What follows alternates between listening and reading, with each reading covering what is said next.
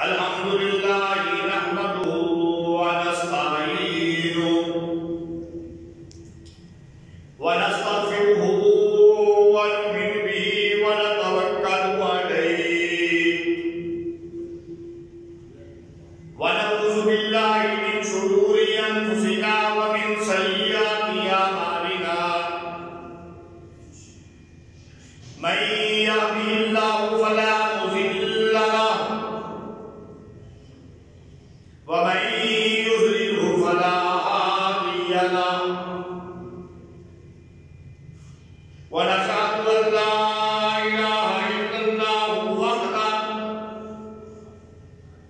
وحده لا شريك له ونشهد أن سيدنا ومولانا محمدا عبده ورسوله أما بعد فأعوذ بالله من الشيطان الرجيم بسم الله الرحمن الرحيم الحمد لله الذي أنزل على عبده الكتاب ولم يجعل له عوجا قيما لينذر بأسا شديدا من لدنه ويبشر المؤمنين الذين يعملون الصالحات أن لهم أجرا حسنا ماكثين فيه أبدا وينذر الذين قالوا اتخذ الله ولدا ما لهم به من علم ولا لآبائهم كبرت كلمة تخرج من أفواههم إن يقولون إلا كذبا فلعلك باخع نفسك على آثارهم إن لم يؤمنوا بهذا الحديث أسفا إنا جعلنا ما على الأرض زينة لها لنبلوهم أيهم أحسن عملا وإنا لجاعلون ما عليها صعيدا جرزا أحسبت أن أصحاب الكهف والرقيم كانوا من آياتنا عجبا إذ أوى الفتية إلى الكهف فقالوا ربنا آتنا من لدنك رحمة وهيئ لنا من أمرنا رشدا فضربنا على آذانهم في الكهف سنين عددا ثم بعثناهم لنعلم أي الحزبين أحصى لما لبثوا أمدا سبحان ربك رب العزة عما يصفون وسلام على المرسلين والحمد لله رب العالمين.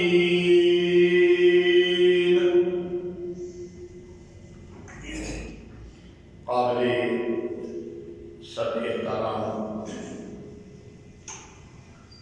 معزز سامعین کرام اور میری انتہائی معززہ و محترمہ ماؤں بہنوں،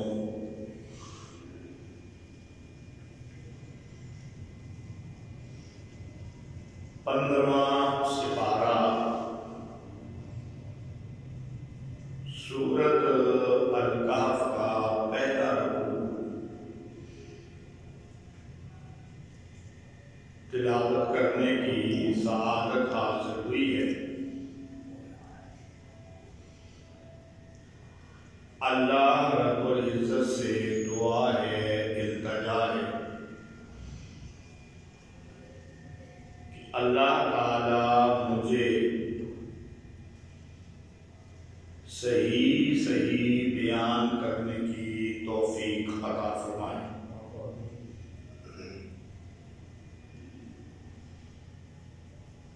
میرے کچھ کہنے اور آپ کے سننے کے بعد اللہ رب العزت مجھے اور آپ ہم سب کو اس پر عمل کرنے کی بھی توفیق عطا فرمائے۔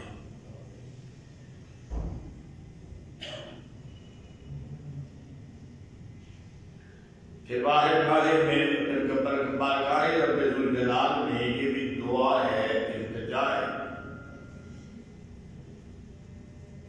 اے پروردگار ہم بڑے کمزور اور ناقص ہیں،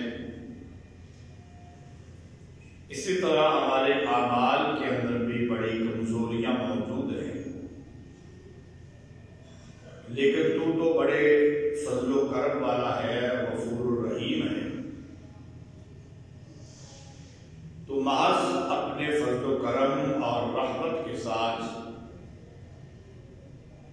ہمارے اعمال کی کمزوریوں کو درگزر کرتے ہوئے قبول و منظور فرما لے۔ معزز سامعین کرام، سورہ الکہف شروع کی جاتی ہے بسم اللہ الرحمن الرحیم، شروع اللہ کے نام سے جو بڑا بے حد مہربان اور نہایت رحم والا ہے۔ الحمدللہ الذی انزل علی عبدہ الکتاب ولم یجعل لہ عوجا، سب تعریفیں اس اللہ کے لیے ہیں جس نے اتاری اپنے بندے پر کتاب اور نہ رکھی اس میں کوئی ٹیڑھ۔ سامعین محترم، قرآن مجید کے شروع کے اندر بھی فرمایا تھا الف لام میم ذالک الکتاب لا ریب فیہ، یہ ایسی کتاب ہے جس میں کوئی شک اور شبہ والی بات نہیں ہے۔ یہاں بھی فرمایا کہ سب تعریفیں اس اللہ کے لیے ہیں جس نے اتاری اپنے بندے پر۔ قرآن مجید کیا کہہ رہا ہے؟ جس نے اتاری اپنے بندے پر کتاب۔ عبد کا لفظ بولا ہے، اس سے مراد بشر ہے، انسان ہے، نور نہیں ہے۔ اس سے بھی کوئی بات واضح ہو جاتی ہے، بلا وجہ اس معاملے میں جھگڑنے کی کوئی ضرورت نہیں۔ قرآن مجید کی بہت ساری آیات یہ واضح کرتی ہیں کہ حضور اکرم صلی اللہ علیہ وآلہ وسلم انسان تھے، بشر تھے، لیکن یہ بات بھی بالکل واضح ہے کہ جب آپ پر کتاب نازل کی اور کتاب ہو قرآن مجید، اللہ کا کلام، جو کہ آخری کتاب ہے اور قیامت تک باقی رہنے والی ہے۔ اس سے پہلے کتابیں نازل ہوئی انبیاء ہے، تورات ہے، انجیل ہے، زبور ہے، لیکن ایک کے بعد دوسری آ سکتی ہے۔ یہاں ایک کے بعد دوسری، اس کے بعد اگلی کوئی آ نہیں سکتی۔ ان میں تحریف ہو گئی، وہ اپنے صحیح مقام پہ نہ رہی۔ اس میں ایک نقطے کا بھی آگا پیچھا نہیں ہو سکتا۔ میں نہ کوئی بدل کے تعریف کرے، جس طرح بہت لوگ کرتے ہیں، اپنے مفاد کی خاطر میں نہ بدل دے، اپنی مرضی کا میں نہ بنا دے، لہجہ قرآن کا بدل کے اپنا لہجہ اختیار کر کے قرآن نے ایسے کہا ہے وہ اور۔ تو جب کتاب نازل ہوئی، آپ ہیں تو انسان ہیں تو بشر ذات کے لحاظ سے، لیکن یہ کتاب، یہ اللہ کا کلام جب نازل ہوا تو آپ کو جو روحانیت ملی، آپ کا جو دل منور ہوا اس کلام سے، اور پھر آپ کی جو زبان مبارک منور ہوئی، اور پھر یہ منور کلام پڑھ کے آپ نے لوگوں کو شرک اور بدعات کے کڑوں سے نکال کے توحید اور سنت کی راہ دکھلائی، اور ان کے دلوں سے کم نکال کے شرک اور بدعت کا، توحید اور سنت ان کے دلوں کے اندر بھر گیا۔ اس لیے صفت کے لحاظ سے نبی کریم صلی اللہ علیہ وآلہ وسلم نور ہے۔ یہ مانتے ہیں کہ صفت کے لحاظ سے آپ نور ہے، کیونکہ اس جیسی روحانیت، اس جیسی نورانیت، اس جیسا دل کا منور ہونا، اس جیسی روشنی آپ کو ملی ہے، اور پھر آپ کا تک نہ رہی، بلکہ آپ نے عرب کے اندر اور پھر ساری دنیا کے اندر یہ نورانیت پھیلی ہے۔ تو صفت کے لحاظ سے ہم مانتے ہیں کہ نبی کریم صلی اللہ علیہ وسلم نور ہے، ذات کے لحاظ سے آپ انسان ہیں اور بشر ہیں۔ تو فرمایا کہ کتاب اتاری جس میں کوئی ٹیڑھ نہیں ہے۔ کیا مطلب ہے؟ اس کی ہر بات سیدھی ہے، اس کے الفاظ، اس کا معنی، اس کا مفہوم، اس کی تفسیر، ہر بات سیدھی ہے، کوئی ٹیڑھ نہیں ہے۔ اور یہ بھی مطلب ہے کہ جو اس کے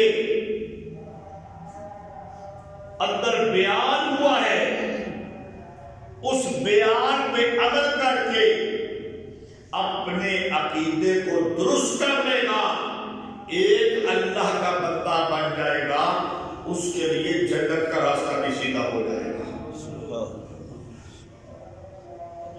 کیونکہ جب اس کتاب کے اندر کوئی ٹیڑھا پن کوئی نہیں، تو جو بندہ اس کتاب کے مضامین پر عمل کرے وہ دنیا میں بھی سیدھے راستے پہ چلے گا، قیامت کے دن بھی جو راستہ جنت کی طرف جاتا ہے اور وہ سیدھا راستہ ہے، قیامت کے دن بھی وہ سیدھے راستے پر چلتے ہوئے سیدھا جنت کے اندر جائے گا۔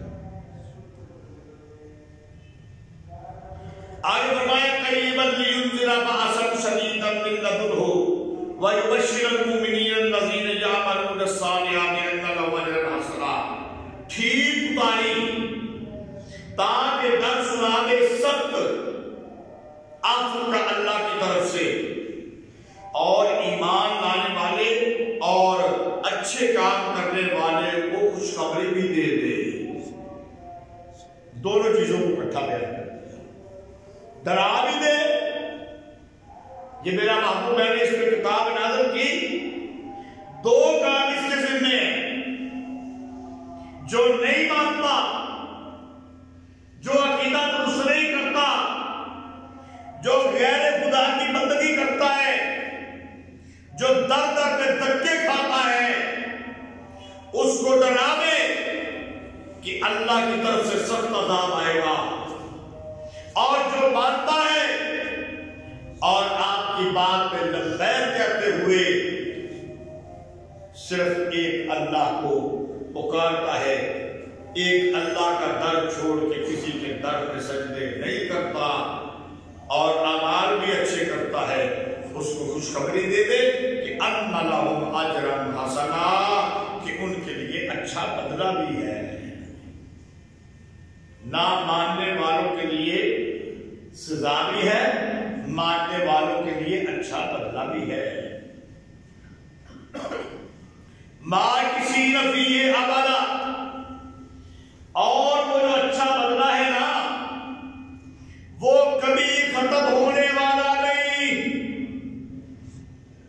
وہ جو جنت ہے نا، جنت، وہ جو جنت کے باغات ہے وہ کبھی سوکھنے والے، خشک ہونے والے، ان کے پھلوں میں کمی آنی، اور اس جنت سے ایماندار بندے کو کبھی نکالا جانا بھی نہیں.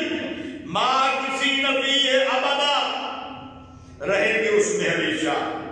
اور آگے پھر کہا وَيُنذِرَ الَّذِينَ قَالُوا اتَّخَذَ اللَّهُ وَلَدًا، اور ڈرا دے ان لوگوں کو جو کہتے ہیں بنا لیا اللہ نے اولاد. مَا لَهُم بِهِ مِنْ عِلْمٍ وَلَا لِآبَائِهِمْ، نہیں ہے ان کو اس بات کا علم اور نہ ان کے باپ دادا کو اس کا علم ہے. کبرت کلمۃ تخرج من افواہہم، کتنی بڑی بات جو نکلتی ہے ان کے منہ سے. ان یقولون الا کذبا، نہیں کہتے مگر جھوٹ بولتے ہیں، بہتان باندھتے ہیں. اللہ کے لیے اولاد بنانے والے ان میں سب سے آگے گروہ جو ہے نا وہ نصارہ کا ہے، عیسائی کا ہے، جو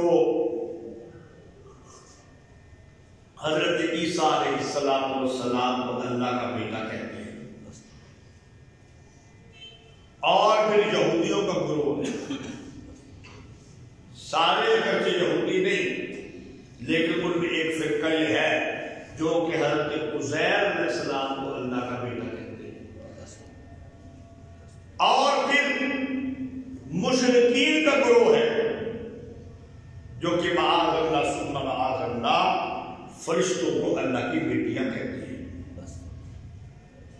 تو جب کہا نا وَيُنذِرَ الَّذِينَ قَالُوا اتَّخَذَ اللَّهُ وَلَدًا، ڈرا دے ان لوگوں کو جو کہتے ہیں کہ اللہ نے اولاد رکھی. عیسائیوں کا بھی رد ہو گیا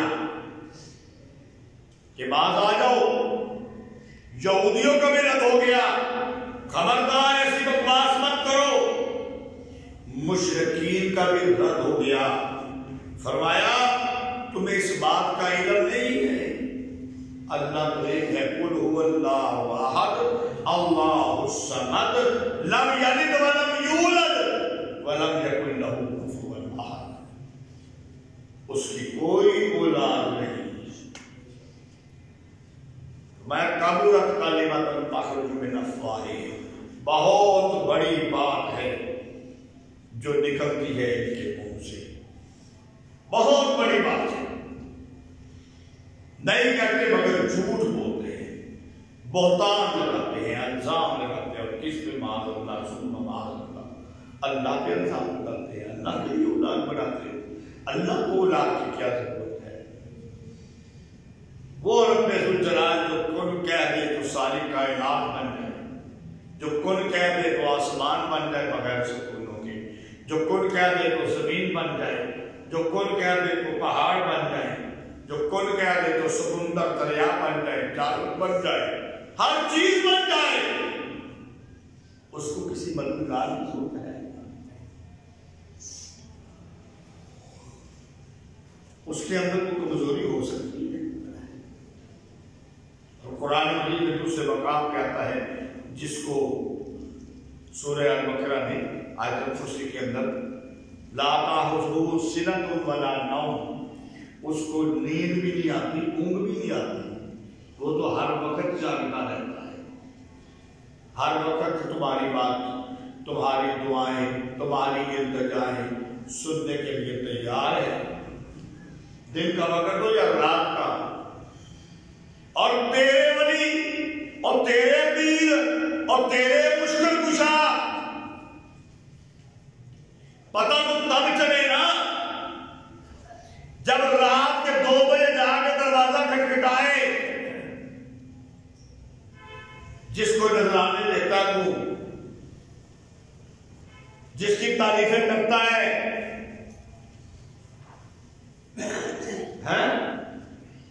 جس کے بارے میں کہتا پیرا بمبا اتر ہوئے میں پیرا بمبا، جان رات کے 2-3 بجے اس کا دروازہ تو کھٹکھٹا،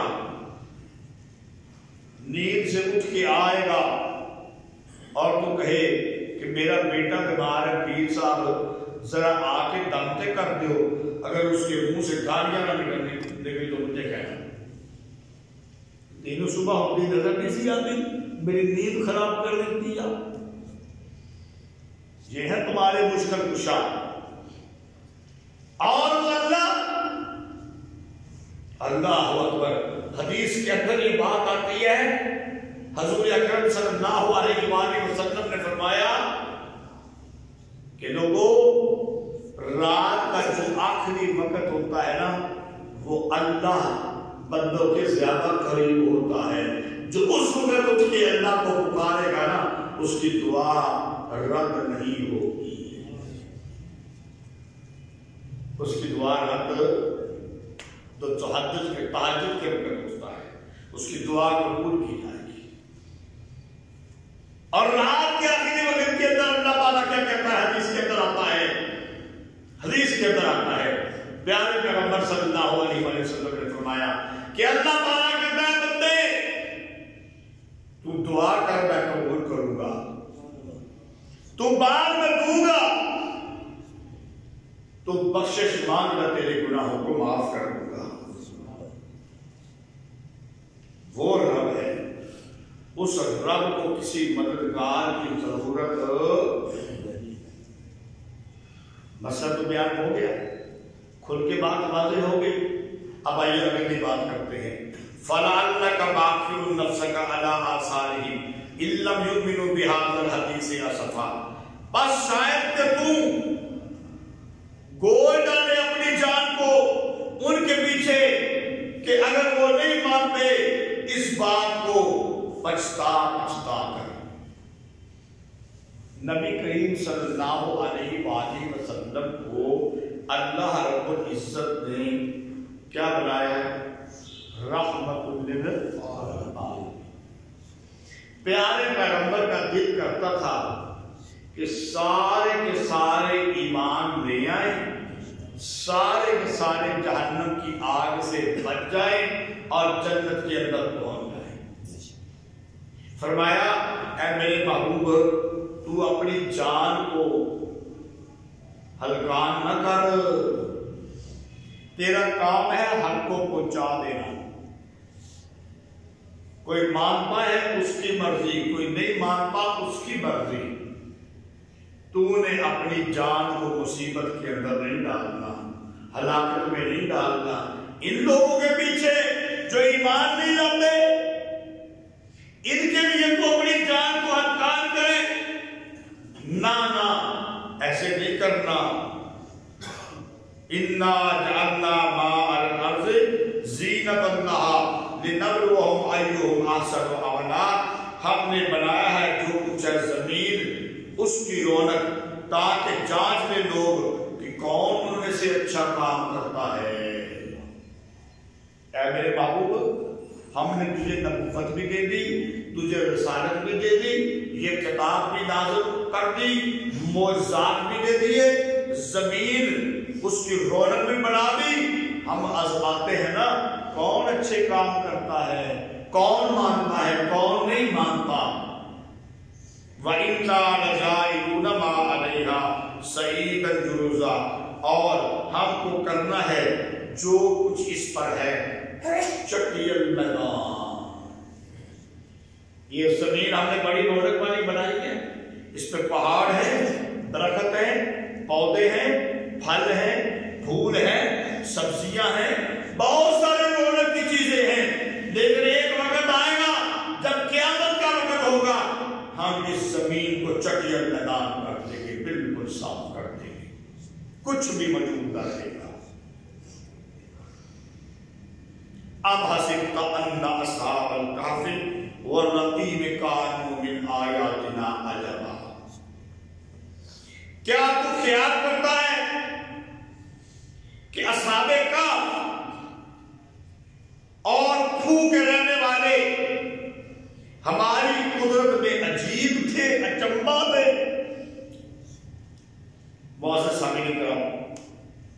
اب یہاں سے اصحاب کہف کا واقعہ شروع ہوتا ہے. پہلے اجمالاً بیان ہوا ہے، پھر تفصیلاً بیان ہوا ہے. صورت واقع یوں پیش آئی کہ یہودیوں نے مشرکین مکہ ان سے کہا کہ آپ نبی کریم صلی اللہ علیہ وآلہ وسلم سے سوال کریں کہ اصحاب کہف کا واقعہ بیان کریں. اصحاب کہف کون تھے اور ان کی سرگزشت کیا تھی، ان کا قصہ کیا تھا. ذوالقرنین بادشاہ کا واقعہ بیان کرے اور روح کے بارے میں سوال کرے. یہ جو مکے کے مشرکین تھے نا، یہ تو جاہل لوگ تھے نا، یہودی ان کے پیچھے سے پڑھے لکھے تھے. انہوں نے ان کو آگے لگایا کہ آپ یہ سوال کریں. اگر تو نبی کریم صلی اللہ علیہ وسلم نے اصحاب کہف کا واقعہ بیان کر دیا، ذوالقرنین کا بادشاہ اس کا واقعہ بیان کر دیا تو نبی ہے، نہ کر سکے تو نبی نہیں ہے. قرآن نے بیان کر دیا. جب پیارے پیغمبر سے سوال ہوا تو بیان ہو گیا، لیکن بیان سے پہلے قرآن نے بات کہی ہے. وہ کیا ہے کہ کیا یہ اصحاب کہف جو ہے یہ کوئی عجیب چیز ہے، یہ قدرت کا کوئی عجیب نمونہ ہے جن کا واقعہ سامنے آئے تب یہ آپ نے ماننا ہے.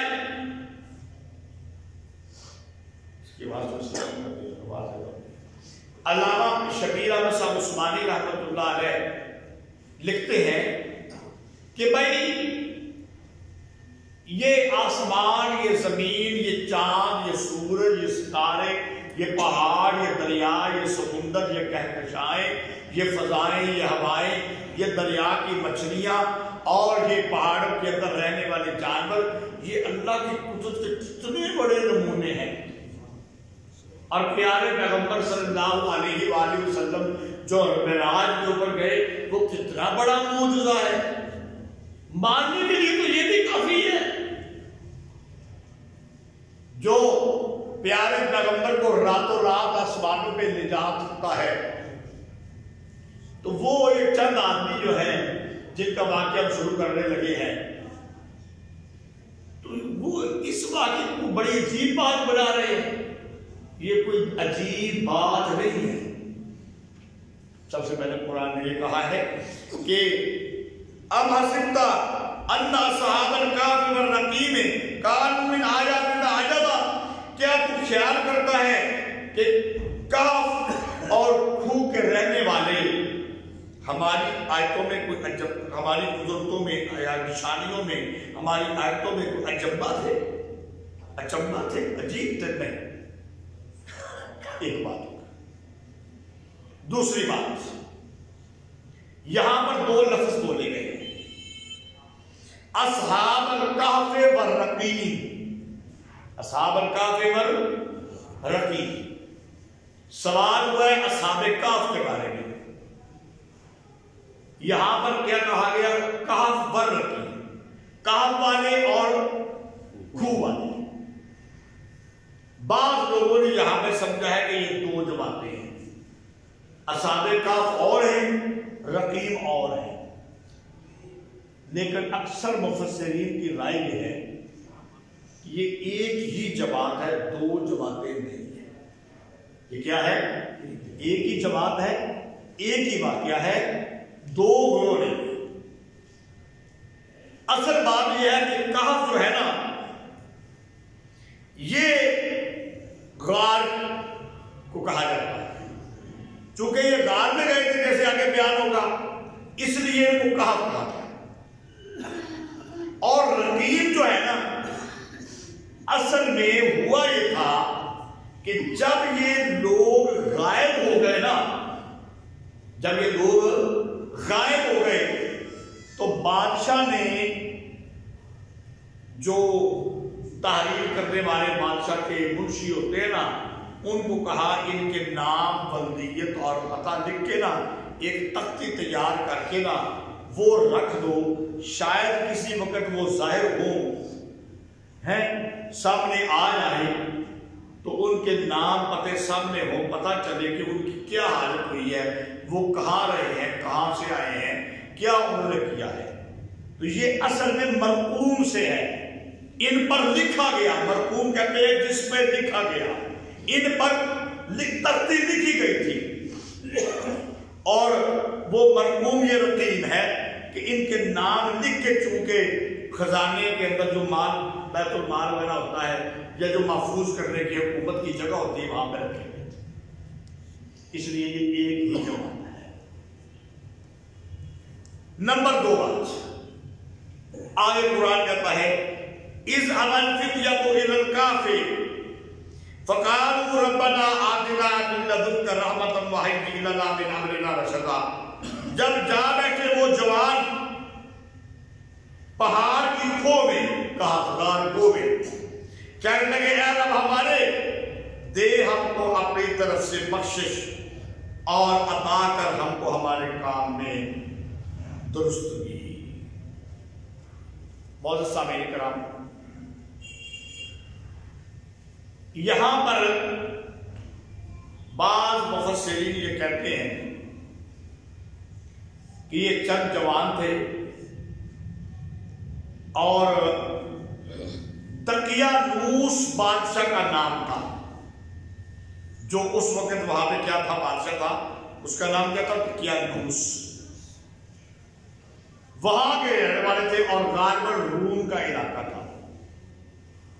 بادشاہ بت پرست تھا، خود بھی بت پرستی کرتا، لوگ بھی بت پرستی کرتے۔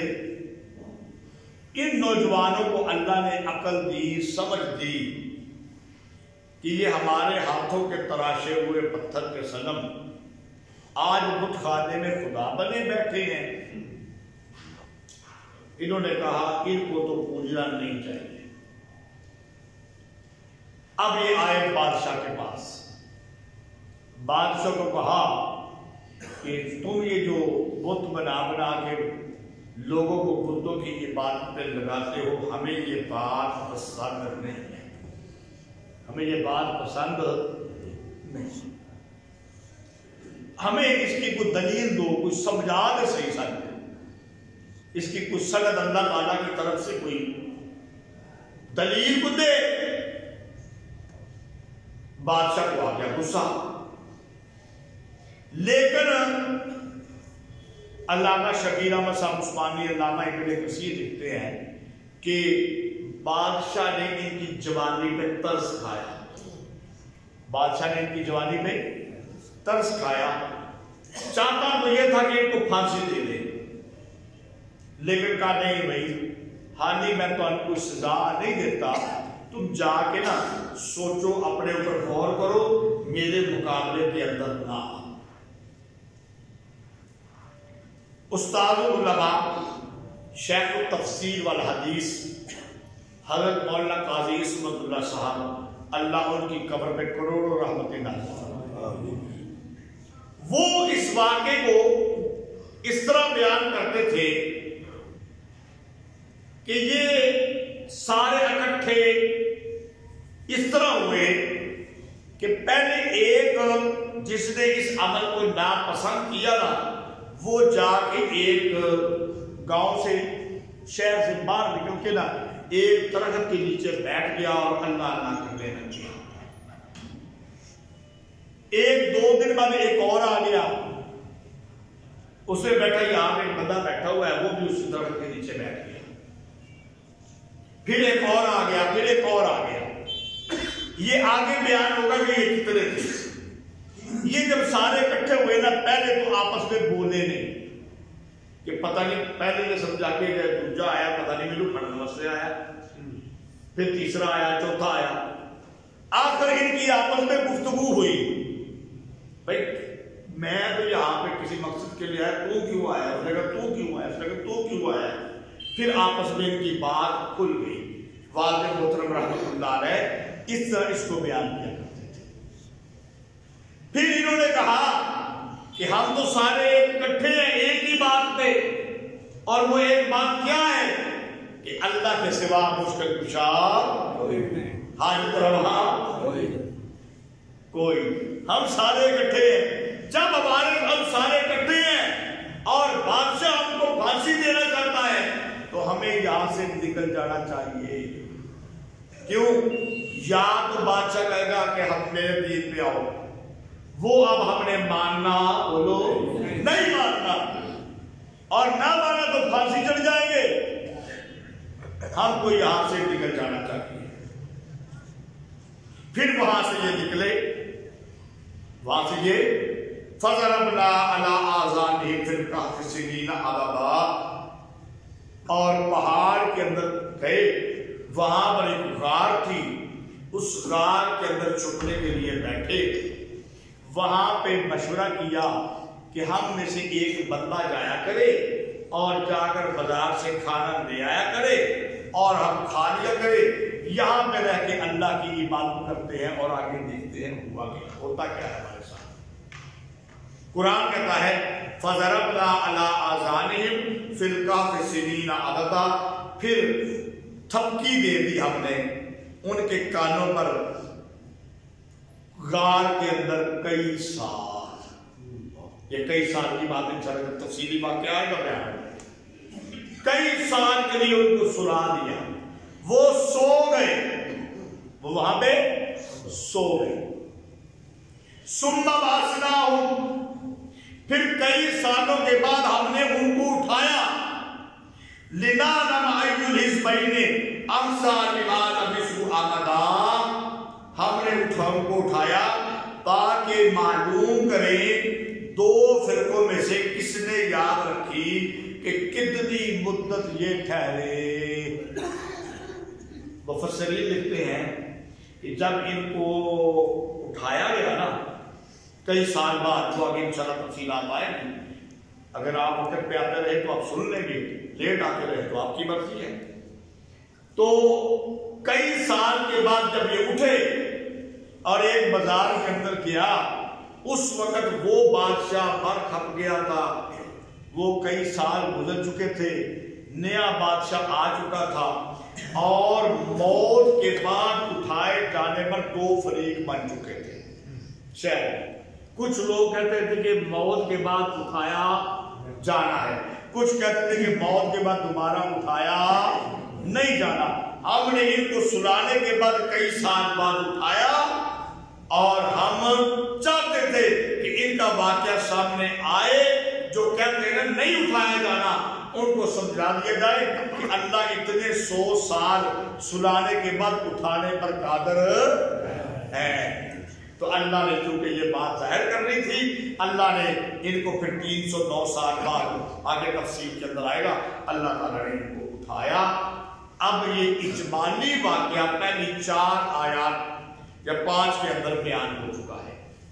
اگلی آیت ہے نَحْنُ نَقُصُّ عَلَيْكَ نَبَأَهُم بِالْحَقِّ، ہم سناتے ہیں تجھ کو ان کا حال تحقیق کے ساتھ۔ پہلے اجمال سے بیان کیا، اب آگے فرمایا کہ تفصیل کے ساتھ بیان کرتے ہیں۔